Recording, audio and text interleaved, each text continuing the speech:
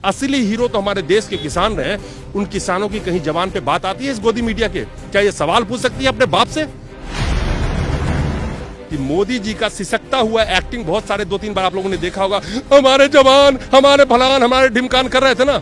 आज ये किसान 33 किसान से ज्यादा किसानों की मौतें हो चुकी है, शहीद हो चुके हैं। मोदी जी की आंख में आंसू है?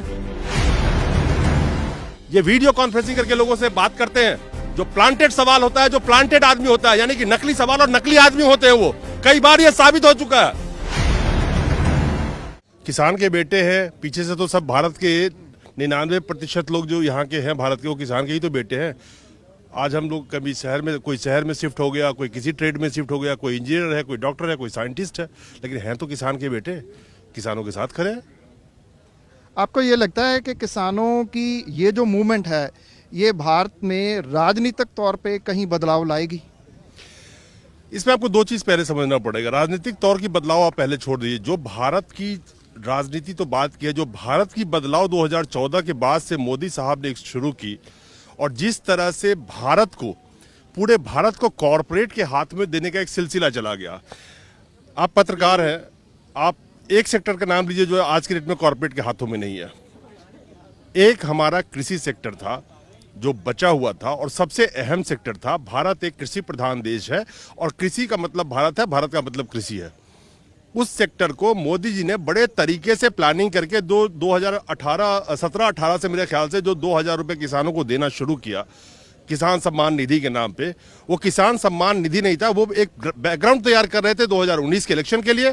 क्योंकि आप पॉलिटिकली एक बात आप कह रहे थे, भारत की राजनीति को गांव में शिफ्ट किया गया, जहां पे लोग ज्यादा एजुकेटेड ना हो या उनका स्मार्टफोन से वास्ता ना हो। गोदी मीडिया इस तरह से बदनाम हो चुकी है, जो अर्बन लोग हैं उसको देखना नहीं पसंद करते हैं, उसके सच पे कोई विश्वास करता नहीं है, उसकी बातों पे। बड़े चालाकी से राजनीति गांव में शिफ्ट किया, शुरू किया गया, ताकि किसानों को 2-2 हजार रुपया देके उनके वोट को हासिल किया जाए। उसका नतीजा ये आया, पॉलिटिकली बहुत ही क्लेवर एक मूव था, जो मोदी साहब 2019 में जीत गए। और उसके जीतते ही जो 2-2 हजार रुपये किसानों को दिया गया था, आप समझिए, अगर किसान को 2 हजार रुपये मोदी जी ने दिया था साल के 6 हजार रुपये, उस 6 हजार के बदले किसान का फसल, एक एक फसल पे 60-60 हजार रुपये का उसको नुकसान हो रहा है। तो जो 2 हजार रुपये दिए गए, वो कॉरपोरेट के हवाले कैसे वापसी आएगी? वो कहाँ वापसी आएगी? दिए गए सरकारी खजाने से वापसी आएगी कॉरपोरेट अदानी अंबानी के थ्रू। जब वो बीच में डालेंगे और जब पैसे का डिस्ट्रीब्यूशन होगा, इस सरकार ने हर सेक्टर में बिचौलिया खड़ा किया। एक अहम सवाल, बहुत सारे लोग हमारे देश के जो अभी भी गुमराह हैं, जो किसानों को कहते हैं कि मोदी जी एमएसपी दे रहे हैं, जब कह रहे हैं मैं दूंगा, तब क्यों आंदोलन कर रहे हैं? उनको मैं बताना चाहता हूं, मोदी जी जो एमएसपी की बात कर रहे हैं और जबानी जो बात कर रहे हैं, किसान कह रहे हैं कि एमएसपी यानी कि मिनिमम सपोर्ट प्राइस, न्यूनतम समर्थन मूल्य की बात कर रहे हैं किसान। वो एमएसपी कानून के अंदर लिखा हो और एमएसपी से नीचे खरीदारी ना हो। मुद्दा ये है, मुद्दा ये नहीं है कि आप एमएसपी दे रहे थे और अब आगे भी जारी रहेगा। एमएसपी पे खरीदारी कितनी, 6 से 60% खरीदारी है। किसान कह रहे हैं कि आगे से जो भी खरीदारी हो वो एमएसपी पर ही हो, और अगर एमएसपी पे कोई माल नहीं खरीदता है, चाहे वो कोई भी कॉर्पोरेट हाउस हो, छोटा हो बड़ा हो, तो उसको सजा का प्रावधान हो। इस एमएसपी के नाम पे लोगों को बरगलाया जाता है। एमएसपी का डिमांड क्या है किसान का, पहले ये समझना पड़ेगा। वो कह रहे हैं एमएसपी कानूनन हो, अगर हमने एमएसपी से कम पे खरीदा तो हमें सजा मिलेगी, हमें जेल होगी, हम पे जुर्माना लगेगा। किसान ये मांग रहे हैं। लोग कहते हैं मोदी जी कह रहे हैं मुंह से एमएसपी दे रहे हैं। मोदी जी मुंह से तो भ्रष्टाचार भी खत्म कर रहे थे। एशिया का भ्रष्ट कंट्री में शामिल हो गया। ट्रांसपेरेंसी इंटरनेशनल की ये रिपोर्ट है अभी चंद मुश्किल से 15 दिन पहले की। मोदी जी ने कहा था भ्रष्टाचार खत्म हो जाएगा। जीएसटी आधी रात में, ऐतिहासिक है, करोड़ों व्यापारी बर्बाद, हजारों व्यापारी ने आत्महत्या कर ली। मोदी जी ने कहा था लॉकडाउन में 18 दिन में महाभारत खत्म हुआ था, 21 दिन में इसका भी युद्ध हम जीत लेंगे। 60 दिन से ज्यादा लॉकडाउन रहा, देश की अर्थव्यवस्था तितर बितर होके रह गई, 12 करोड़ लोगों की रोजगार चली गई।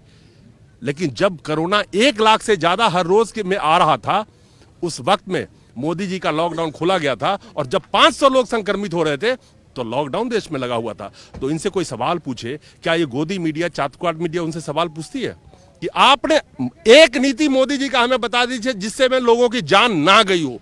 एक नीति, नोटबंदी में 100 से ज्यादा लोगों की जान गई, जीएसटी में सैकड़ों व्यापारी ने सुसाइड कर लिया है, जिसकी आंकड़ा गोदी मीडिया नहीं दिखाती है।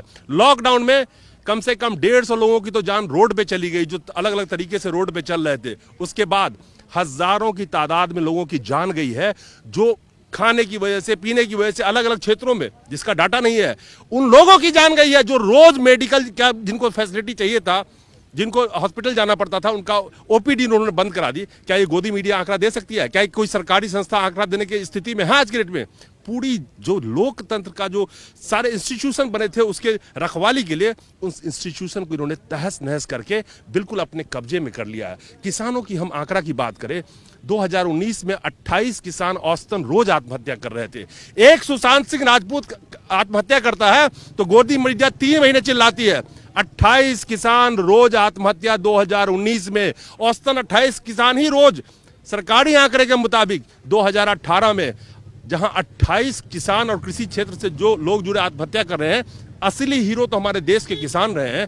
उन किसानों की कहीं जबान पे बात आती है इस गोदी मीडिया के? क्या ये सवाल पूछ सकती है अपने बाप से कि आप आए थे स्वामीनाथन का रिपोर्ट लागू करूंगा, आपकी आय दुगुना करूंगा? क्या क्या जुमले बोल के इन मासूम किसानों से वोट लिए गए थे। आज इन किसानों का हाल क्या है? आज ये 3 डिग्री टेम्परेचर में रोड पे लेट रहे हैं। यहां पे एक बात और करना जरूरी है कि मोदी जी का सिसकता हुआ एक्टिंग बहुत सारे 2-3 बार आप लोगों ने देखा होगा, हमारे जवान, हमारे भलान, हमारे ढिमकान कर रहे थे ना। आज ये किसान, 33 किसान से ज्यादा किसानों की मौतें हो चुकी है, शहीद हो चुके हैं। मोदी जी की आंख में आंसू है? 80 साल 97 साल का किसान आज रोड पे बैठा हुआ 3 डिग्री ठंड में अपनी लड़ाई लड़ रहा है। क्या मोदी जी एक शब्द बोल सकते हैं? कच्छ में जाके 4 सरदार जी को बिठा के, 4 सिख को बिठा के दिखाते हैं कि हम इनके साथ हैं। अरे 15 किलोमीटर पे आपका सिंघू बॉर्डर है, जाके बात करो ना। ये बताए कि कौन सा किसान का नेता कहता है कि हमारे मंच पे आप नहीं आइए, जाइए संवाद कीजिए। कोई रोका इनको? वो तो बैठे हुए आपसे बात करने के लिए। क्यों नहीं बुलाते हैं? बुलाइए ना। लेकिन मोदी जी नहीं जा सकते। आपको पता है क्यों नहीं जा सकते? इनको पता नहीं है। इनको आज मैं बताता हूं, जो है चंद लोग खड़े हैं आपके चैनल के माध्यम से, क्योंकि मोदी साहब बिना टेलीप्रॉम्प्टर के एक शब्द नहीं बोल सकते, और जो कंटेंट लिख के आता है मोदी साहब उसको पढ़ सकते हैं। 2014 के बाद कितने प्रेस कॉन्फ्रेंस मोदी साहब ने कर लिए। बड़ा बहुत ही लंबे चौड़े भाषण देते हैं जब वो कैमरा पे होते हैं, रेडियो पे मन की बात करते हैं, एक तरफा संवाद ये कर सकते हैं। जब इनसे सवाल पूछने की नौबत आती है, जिस डर के मारे ये 2014 के बाद से बाहर नहीं निकले हैं। जनता के बीच में जाके सवाल जवाब करके देखें। ये वीडियो कॉन्फ्रेंसिंग करके लोगों से बात करते हैं। जो प्लांटेड सवाल होता है, जो प्लांटेड आदमी होता है, यानी कि नकली सवाल और नकली आदमी होते हैं, वो कई बार ये साबित हो चुका है। किसी भीड़ में जाके बात करके देखें और डायरेक्ट संवाद करके देखें तो जाने। ये एक किसान कल यहां पे रो रहा था, उनकी उम्र 80 साल थी। मैंने उनसे कहा था कि आपके आंसू अंगारे बन के निकलेंगे, और निर्बल को जो सताता है, जिसके पास शक्ति आ जाता है, उसको ऊपर वाला भी माफ नहीं करता है। निर्बल को न सताइए जाके मोटी हाय, कबीर जी कह के गए हैं, ये याद रखें मोदी जी।